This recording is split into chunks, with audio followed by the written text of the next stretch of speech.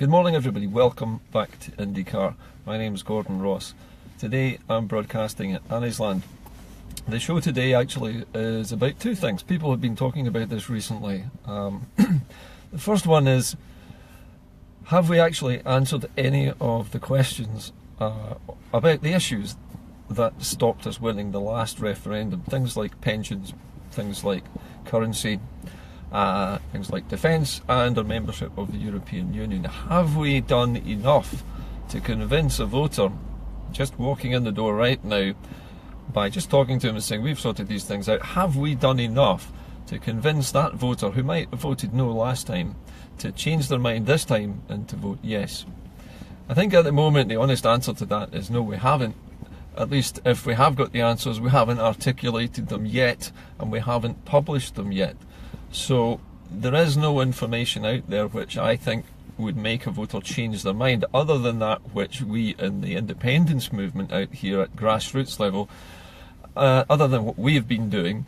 I haven't seen anything official from any parties about this. Now, obviously we're talking about the SNP and perhaps the Greens here, who supported independence, but at the moment, I'm not hearing anything about a currency other than what I've heard from Commonweal and from one or two other people who are working on currency at the moment. But there isn't any common theme, and there isn't any commonly agreed strategy, and there doesn't seem to be any government guidance or any official position on it.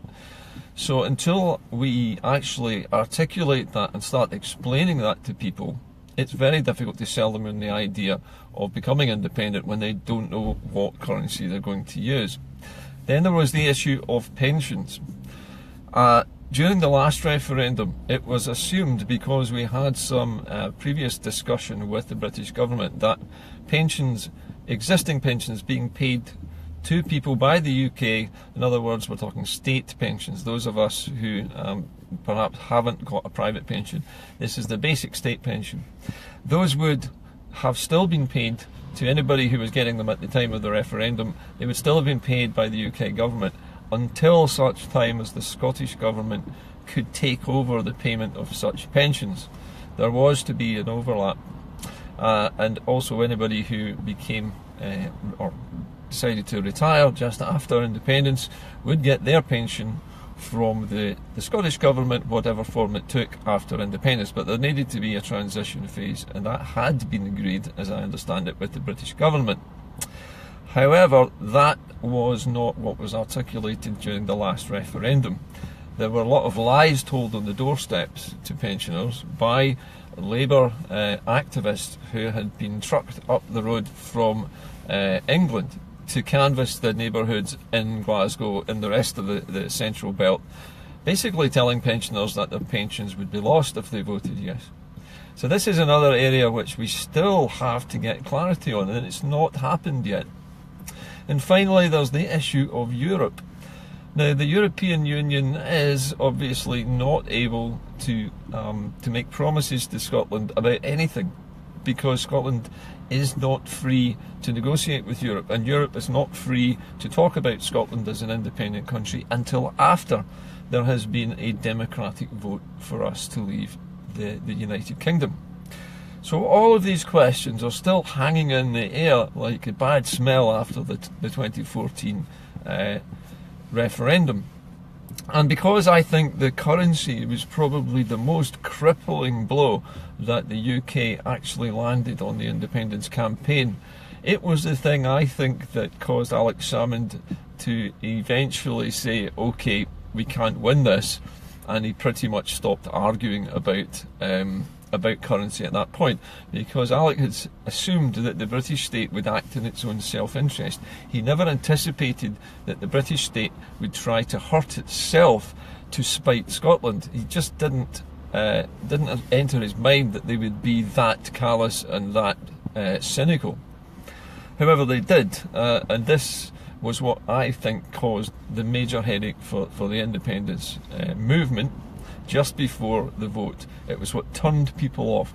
So many doubts, so many uncertainties, and this denial of currency was a clear signal from the United Kingdom that they were not going to play ball with currency union, they were not going to help support the pound in Scotland. So where does it leave us? Well, it leaves us still hanging in mid-air. We've done a lot of work on this, but nobody knows about it, and there's no referendum being called where we can actually articulate any of this, because there's no official position on it. And that, I think, is something that needs to start changing. Information on the currency needs to be announced fairly soon. I know there's not been a referendum announced yet, not a date exactly, and maybe when there is a date that this information will finally come out. I hope so. But it's annoying. It's annoying for me, it's annoying for people in the grassroots movement. We've got nothing to work with at the moment. We have various groups working on these things, no consensus, no official plan, and no leadership from the SNP on how the currency issue is going to be resolved and how it's going to be presented to the public when there is a referendum. Now, the second part of today's show is about what happens if Brexit doesn't go ahead. Is there a chance that could happen? Now, a couple of people have written to me recently and said, what happens to the independence campaign if Brexit is called off? If for some reason the Tories say, right, it's too difficult, it's going to damage the country too much, and we are not going to do it. Now, if you think about this, just even for a moment, if Theresa May suddenly turned around and said that, and the government just dug its heels in and said it's not going to happen, what would happen next? And I think the obvious thing that would happen next is there would be a general election. There would be a vote of no confidence in the government in Westminster.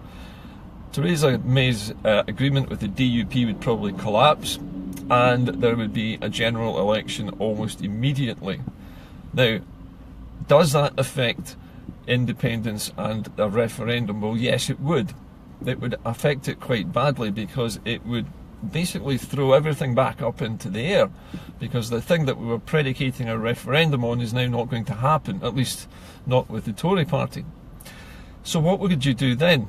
Well, I think many people have suggested that what would happen then would be, because there's a general election being called, that the SNP and perhaps the Greens in alliance with them would stand purely on independence as the primary political policy in that general election. And if they won a majority, the SNP and the Greens together, perhaps as a coalition, but if they won a majority of MPs in that general election, then that would be effectively a public endorsement of independence.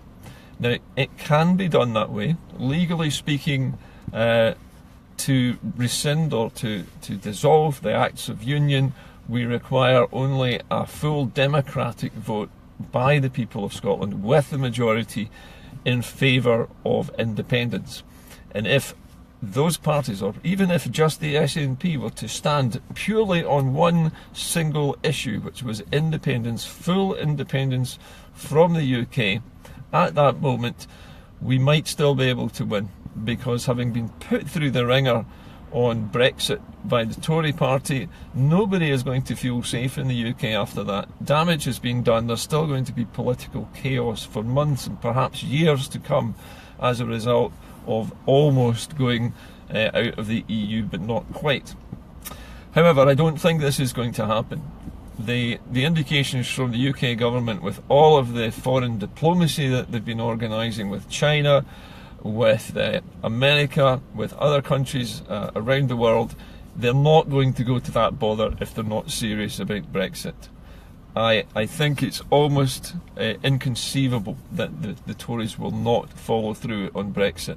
The fact that they've also published the damage reports on the potential economic consequences of Brexit leads me to believe that they are preparing us, they're softening us up for the effects of the Brexit vote. Now, in other words, once we do leave the European Union, we have to be prepared for a recession.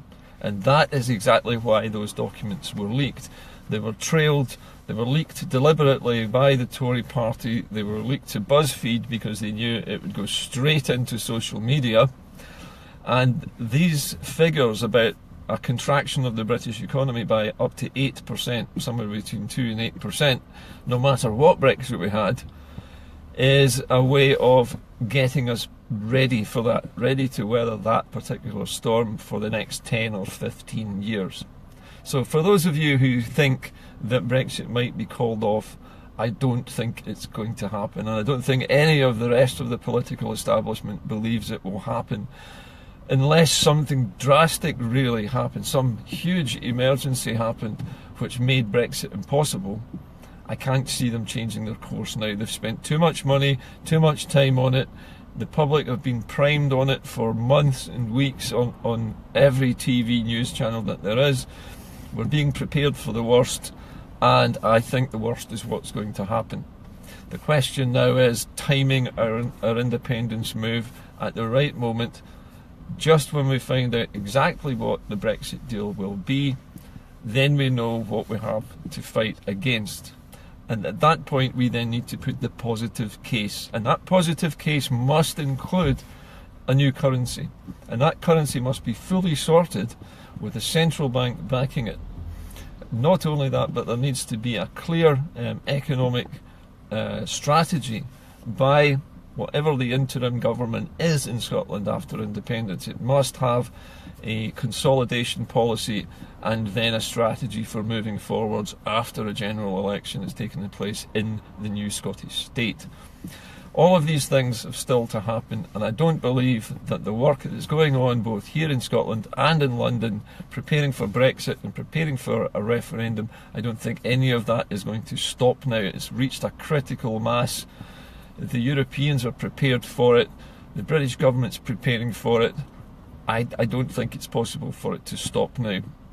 These are obviously my own opinions. Other people might have different opinions.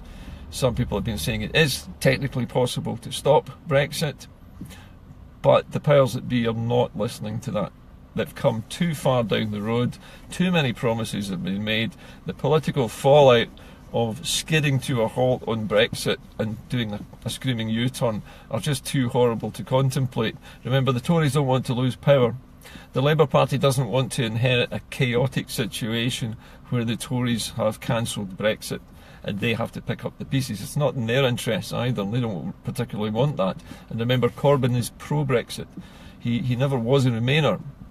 So all of these indicators are generally pointing to Brexit.